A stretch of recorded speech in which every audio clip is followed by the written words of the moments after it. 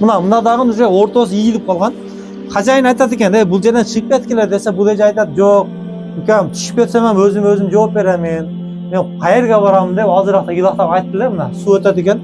Мисалы аварийный состояниедагы үйдө 5 баласы менен бир эжебиз турат.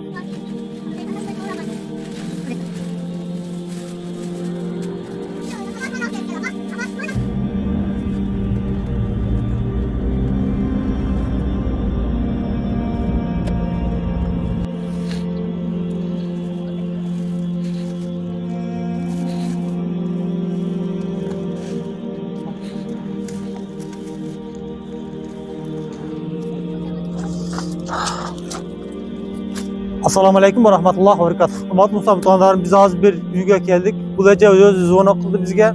Kıynalı yaşamındaki mına uyda turat eken. Bul eje özü uşul kiçinekey gana 2 bölümlü uyda. Kaça balanız var eje? 5 balam var. 5 balası menен turat eken. Anan bul uydun ээсинен Allah tilekine razı bolsun. Sebep degende 8 yıldan beri kvartiraga akça albayt eken. Biroq uyu аварийный состояниеда. Eje Buna balаңыз kançaga çıktı? Bu ne bolуп? Bu balam zıpırga giret, akıllı pas, epilepsiya olup oruğa talması var da. 13 yıldan beri uşu balam dep gelip kalgam uşu Жалыбатка. Пособие аласызбы буга? Пособие албайм. Biz biröөнүн үйүндө учетто турган үчүн пособие чыкпайт. Балаңызга чыкпайт, Жок, чыкпайт, албайм. Bu balama соцпенсия алам, караганын албайм. Ооба, өкөнтүн албайм, пособие менен караганын албайм, бирок балам карайм. Неге албайт, неге бербейт деп атат сизге пособие? Мен бирөөнүн үйүндө учеттом да, мен үйүмдө атымда эч неме үй жок да, биздин атыбызда үй жок, ошон. Урматтуу мусулман туугандарым, мынакей, мен биздин ар бир эменин атасы болот. Биздин аталарыбыз болуп аткан, бизге мына камкор болуп аткан депутаттарыбызга кайрылат элем. Биз өтө көп үй бүлөгө барсак, ушундай 3төн, 4төн, 5тен баласы бар үй бүлөлөр пособие алыша албайт. Эмнеге десе, мисалы Аксыдан келгендер бар, Баткенден келип жашагандар бар, мисалы Жалалбаттын өзүндө. Ошо 4-5 баласыга пособие ала албайт. Өтө муктаж үй бүлөлөр ала албайт. Эмнеге десе, документ бирөөнүн үйүндө турат. Ал негизи булар алышка укуктуу. Алыш керек ар бир кыйналуу үй бүлө. Кыргызстандын кайсы жеринде бо, сен кайсы жерде жашап, азыр автоматтик баягындай компьютердештирилген заманга кирип калдык. Бул эжени азыр Кыргызстанда жашайбы? Мисалы Аксылык болсун, башкалык болсун, кайсы жерлик болсун, бул эженин эмеси информациясы Кыргызстанда жашайт деп болуш керек.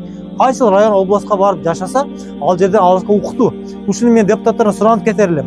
Урматтуу депутаттар, келиңиздер ушундай өтө муктаж үй бүлөлөргө жардам берели. Ушулардан бизге закон боюнча жардам берсеңиздер. Бул балаңызды дагы кандай? Мен ушу балам лечение кылганга ардан бертим, ушу лечениеден кыйналып атабыз да, биз ушу леченияга апар 6 ай сайын лечение албасак, ушу балам неме чоң бешебинам кылып коет. Калатанан лакапетке баргандан кыйналып атабыз. Ушу акчаны жеткизе албай атабыз. Акча жокунан 1 жылдан бери мурда апарчы элем. Неме 1 жылдан бери да барбай калдык ачыгы. Жетти өзүнүн неме пенсиясы, өзүнүн эпилепсиясы бар үчүн дарысын алып ичебиз, уктабайт, уйку дары алып ичебиз. Ошо менен эле өзүнүн пенсиясы өзүнүн курсагынан эле артпайт, кийим кечесинен, укол дарысынан. Тестен грипп болду, биринчи менин балама тиет да булар. Эми интет касста тесттесин. Мынакей туугандар, ушул 5 баласы менен эже өзүнө 8 жылдан бери ушул 2 комнаталык аварийный состояниедагы үй ушул жерде жашап келет. Эжебиз. Ушундай үйлөргө үй куруп беремин, үй алып берем дегендер болсо кайрыласыздар. Жардам берем дегендер болсо кайрыласыздар. Мен номерин берем, мына үйүнү көрүп коелу, жүрүңүздөр. Эже айтып атат, азыр эле айтты. Мына үй көрүп коюңуздар. Жамгыр, кар жааса өтөт экен. Самч өтөт экен үйгө. Анан азыр биз сүйлөшкөндө бул эже айтты. Мынакей. Мына патолог, мына патолог. Мына чекеси өзүнүн уровенинде мына 10-15 сантиметр ортосу ийилип калган. Эмнеде жамгыр өтөт? Эмнеде жамгыр өтөт экен мына нелерден? Шуай беребиз, кайтелем болот. Пешкасы мындай. Бул 2 комнатада ушул эже ана мына төрдөн өтөт. 5 баласы менен турат экен. Мына дагы уже ортосу ийилип калган. Хожайын айтат экен, бул жерден чыгып кеткиле десе, бул эже айтат, жок, үкем түшүп кетсем ham өзүм жооп беремин. Мен кайерге барам деп азыраак ыйлактап айтты эле. Мына суу өтөт экен. Мисалы аварийный состояниедагы үйдө 5 баласы менен бир эжебиз турат. Ушул эжебизге үй алып берем же квартира берип турамын дегендер болсо, продукттардан эмеде жардам берем дегендер болсо, иншалла бизге кайрыласыздар.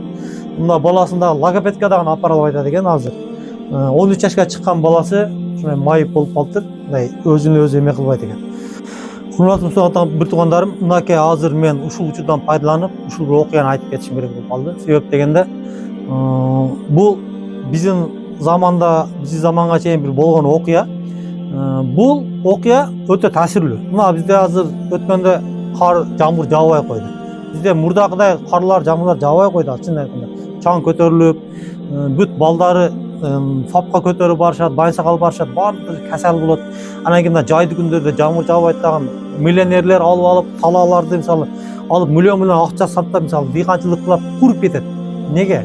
Неге дегенде таксыла мына аз биз мына ушул окуя мына бир окуя ушундай болгон дейт, шаарда курукчулук болуп куруп кеткен дейт.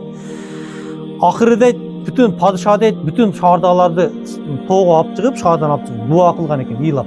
Намаздар окуса дагы жамгыр жаабай койгондо, анан желдеттерин жөнөткөн экен, барып шаарды карагалачы ким калды экен.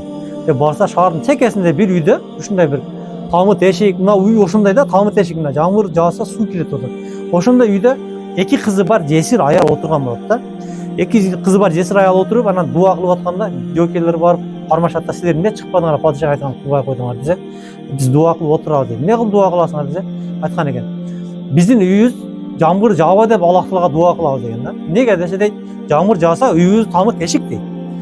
Бизге суу өтүп, үйүбүздүн ичи суу болот, жатып уктай албайбыз дейт. Анан дейт, мектепке кийип барган патинкебиз жок бизде деп. Ошондон кийин биз дуа кылабыз деген. Бүтүн шаардын дуасын кабыл кылбай Аллах Таала жамгыр бер десе. Ошол эки жетим кыз жамгыр жаадырып Аллахым, мектепке кийип барган пут кийимибиз жок, үйүбүз суу болот десе, Аллах Таала ошолор дуасын кабыл кылгандай эле. Ошо миллионерлер, байлар кандай болгон тагдырыбызда дагы Аллах Тааланын жолунда ушундай үйлөрүн келип шыйпырын жамап, үйүнү карап койсок, ошондо биздин шаарыбызда, мамлекетибизде иншаллах жамгырлар жаайт, карлар жаайт. Ошондуктан ушундай инсандардын дуасы кабыл. Биз азыр ошондой окуяны эстеп кеттим, ошондой үйгө келдик мына. Өтө мына алчыңыштуу мына азыр 15 сантиметрче ортосу ийилип калган. Жамгыр кар жаабасын деп отурат, мисалы ушул эже. Жомгур жаабас экен. Балдарынын тапчкасы бар мисалы, патинкеси жок, кар жаабас экен, сапогу жок балдарында ыйлап отурган үй бүлөлөрдүн дуасынан жамгыр кар жаабай келет. Ошондуктан келиңиздер, Аллах Тааланын жолунда иштелик. Аллах Тааланын жолунда кыйналган үйлөргө пут кийимдерин алып берелик, көңүлдөрүн алып берелик. Ошондо иншаллах баары ордунда болот. Албетте жамгыр жааса көк болот, чөп чыгат, мал койлору семирет иншаллах. Көч дагы арзан болот. Келиңиздер, Аллах Тааланын жолунда ушундай иштерди кылайлык. Ассаламу алейкум ва рахматуллахи ва баракатух.